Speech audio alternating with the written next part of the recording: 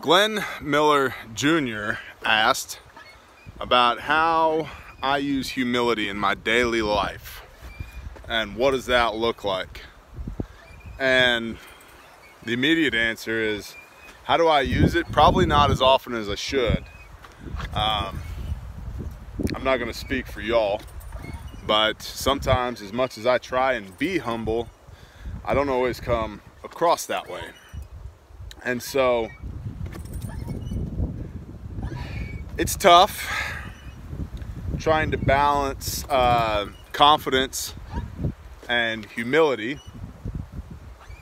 But I think part of being humble, having humility, is knowing what you don't know and knowing that you don't know everything. So we're going to table that, put that over here. We'll come back to that in a minute. My wife's great uncles were just here visiting. We've had a lot of visitors lately. It's been cool. They are in their early 80s.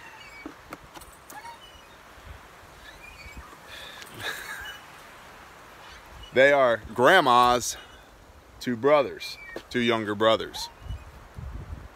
Maybe they're in their late 70s. Late 70s, early 80s. Awesome guys. They are, I told my son yesterday, because one of his favorite movies is Secondhand Lions. And I said, Harlan, those are your secondhand lions, guys. You need to be absorbing as much as you can from those guys because they are a treasure and they won't be here forever. So get what you can get from them now. Cherish the time. And I spent last night sitting around drinking a couple beers with them, just telling stories and getting their opinions on the best way to build a bridge and best beef cattle for out here and how to amend the soil and just everything. Because they've been farming and ranching for 70 plus years and built bridges and dams and done civil projects and cut timber, and they have a wealth of experience. The one great uncle's wife was here as well, and she is no slacker either. You know, they were just talking about, you know, they've got some trees to trim at their house, and I said, well, if you need a hand with that, let me know. I said, about how many do you have to do? And she said, oh, about 1,000. Never skipped a beat, which I can relate to. So having the humility to understand when you're standing on the shoulders of giants, when you're in the presence of greatness, and when you need to shut your mouth and listen versus open your mouth and talk is one of the things that I try and be cognizant of. As I've said before, y'all only know me in transmit mode. You guys only see me when my mouth is moving. I spend most of my time quiet. Because I spend most of my time quiet, I can speak with confidence when I do open my mouth, like that dumb chicken over there.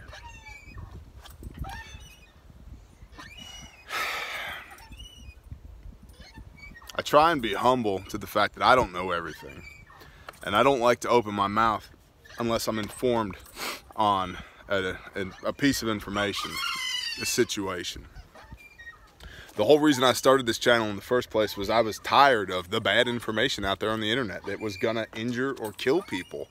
And I did not want to be part of that process, and I didn't want people to get injured or killed or to suffer undue harm because they took bad advice. So my goal here has always been to confidently but humbly bring you my best advice, my life experiences, the things that I've done.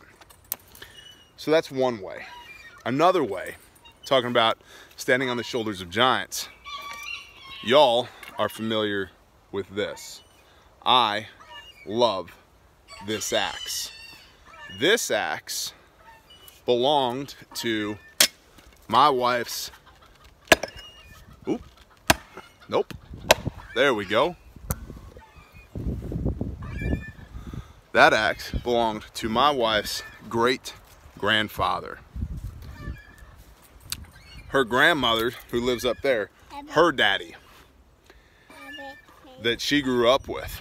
When she was living with grandma growing up, she was fortunate enough to have her great-grandparents, great-granny and great-grandpa, granddaddy, as everybody called him, whose 2 sons were just here visiting. That axe fed their family. In fact, I love the fact that I'm in possession of it. I wouldn't say I own it, because I don't. I just get to be a steward of that thing, which is to me like a living artifact. And when I hold that axe, I can feel the power and integrity of the man who possessed it before me. It's like imbued with his essence. The handle is wore smooth. There's not a flat spot or a rough spot on it. It's like it's been treated with linseed oil, but it hasn't. It's just the oil from his hands over decades that worn into that wood and made it smooth and silky, and it's just the perfect axe. And I asked my wife's great uncles, his 2 sons who were here yesterday, I said, I have this axe, would you like to have it? It belonged to your daddy. And I could tell they were both touched by that question. But they both responded, oh, we've got several of his axes and crosscut saws, 1-man saws, 2-man saws. And they were telling me stories about him. And they said that he learned to cut wood from his mother. And that he contested to the day that he died that she could work him to his knees. Talk about humility.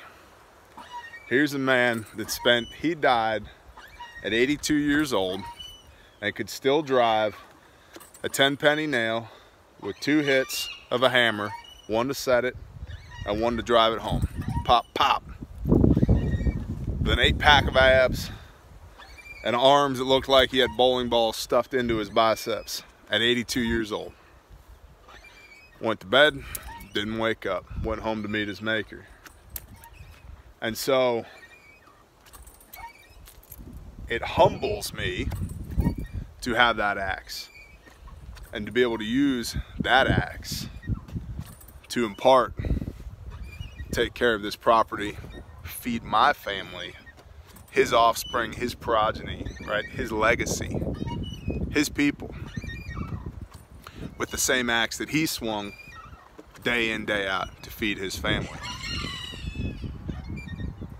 I love that thing because it's living history. There's an element of humility there for me. It's like almost an issue of self-worth, but not quite, in that,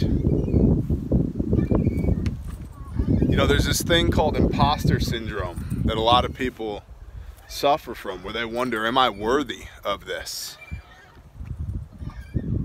And it's like holding that axe. It's almost like trying to pull the sword from the stone to me. It's definitely, there's an element of imposter syndrome there, because it's like, you know, we tend to make legends out of people, which is cool. But sometimes the truth is even more amazing. And when I hear stories about Granddaddy, it blows me away. And so I wonder about the worthiness of me wielding his axe. And it holds me to a higher standard when I swing that axe, that I want to be at least as good as he was when I swing it. I think that's an element of humility. When it comes to the scriptures and my faith, when I speak confidently, which can oftentimes seem like the antithesis of humility. But know that I try and always rightly divide the word, and I am blessed to have dozens of people. What, baby? Yeah, there's the cow, you're right.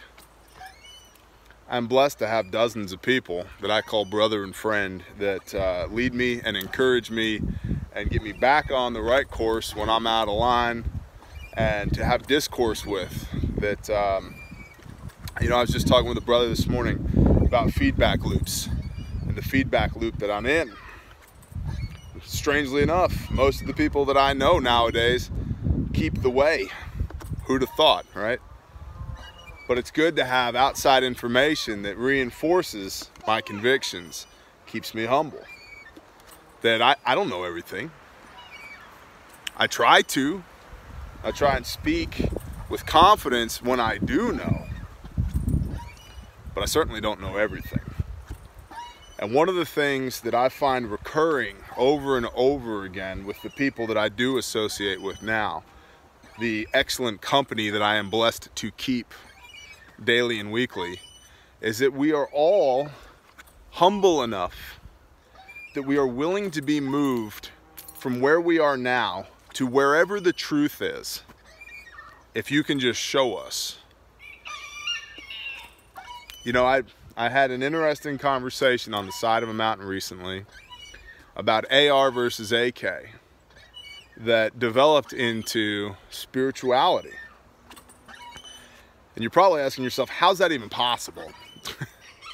Well, the answer there is, what I was saying was, my opinion is 5.56 is the best SHTF round. But if you run 7.62 by 39 out of your AK, you can get me there, as that's the best round for you and your team and your situation if you can explain your truth to me in such a way that makes sense.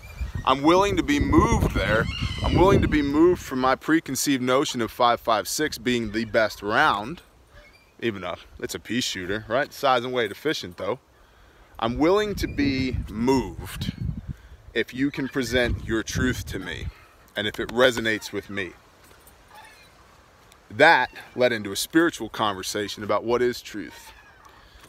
And if you're not, in my estimation, humbly obedient and open to the truth, not comfort, not convenience, but truth, right? You're going to get stuck, right? So humility, it can open doors, right? I have tried to approach business being humbly confident and understand that it's all relationships, right? Consulting is the confluence of networking and problem solving. That's all it is. What do you know? Who do you know? How do we fix this issue? Which I love. I love problem solving. But you have to be humble enough to know that I'm not going to have the answer to everything. I'm not going to have the answer to most things. But there's probably somebody in my network, on my team, in the stable, our cadre of instructors that does know the answer. Oh yeah, by the way, there's a tornado coming here tomorrow. Which sucks because we had more people that were going to come visit us tomorrow. We were going to hang out and grill burgers. But now it's like golf ball size hail and tornadoes and bad news. So the weather right now is beautiful, and later today it'll be, you know, freezing cold and ugly. So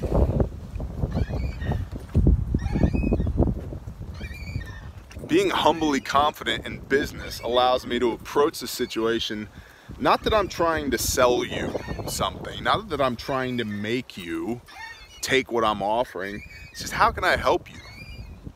So I'm going to help you first. And if helping you turns into a business relationship, great. Awesome. And ultimately, people see business, right? I've said it myself. Revenue, man, cash flow is king. You got to have the cash flow, right? You can't operate a business without cash flow. Well, you're not going to get cash flow unless people help you, or I'm sorry, unless people trust you. And you're not going to get people to trust you unless you're helping them out of the kindness of your own heart, not out of the necessities of your wallet. And so that's very counterintuitive for a lot of people, but by humbly approaching the situation and going, man, I want to help you first. And if I help you, awesome. and you want to throw some business my way, great. What a great relationship or great foundation to build a relationship on, rather than just one of commodities, right? Everything's been commoditized. It's all price and product. Price and product wins in the micro, it wins in the short term. Relationships win in the long term. And you build relationships by being honest with each other, by doing business with integrity, and by being humble. And not trying to solve everybody's problems, knowing when to say, hey man, I'm not your guy on this. I do know somebody who is though, so let me hook you up with them. Oh, what's your finder's fee? I don't have one. I don't care. You just call them. Or I'll send them an email and tell them to call you. Right? And now, your economic karma, right, goes through the roof. Because the next time I need something, I might call that guy and say, hey dude, I'm in a jam. Can you help me out? He goes, oh yeah, absolutely. You've hooked me up dozens of times. Out of the kindness of my own heart. By being humble about it. And not looking for short-term monetary gain, but long-term legacy, kindness. So, those are just a few of the ways to me that I apply humility in my life. It's a muscle. The more you flex it, the easier it becomes. It's moving your default position from one of you're wrong to maybe I'm wrong. I'm willing to be moved. I'm willing to be moved by truth. And I think one can only get to that position through humility. What's that saying? It's a wise man that knows what he doesn't know. Or a humble one. So Glenn Miller Jr., I don't know if that helps you at all, but that's where I'm at on it. And to that degree, I would humbly thank you guys, you patrons, for being here. Guys and girls, for being here. You guys help us in a lot of ways, and you help us do a lot of really awesome things for a lot of really awesome people. Our de facto charity right now is a bunch of totally BA door kickers in Thailand right now, and a couple other places. I can't blow their cover, but they're going in and taking girls as young as 8 years old out of human trafficking situations where they are being prostituted up to 18 times a day. And they are, with the blessing of the government there, an American nonprofit that is going in, literally kicking doors down, rescuing people out of slavery, and then giving them a safe place to land, feeding them, clothing them, and then teaching them skills so that they don't have to go back into prostitution to earn money to feed their family. And if a couple of scumbags accidentally get drilled in the terminal T in the process, oh well, I wouldn't know anything about that. But they're a totally badass charity, and part of what you guys do here for us, we do there for them. And I have a very close brother who is instrumental to the work that they do there, and it touches my heart, because you guys know how I feel about my kids. If anybody ever put one of my children in that situation, put me at the front of the stick. I'm going through that door first. And they do it for people they've never met before. That humbles me.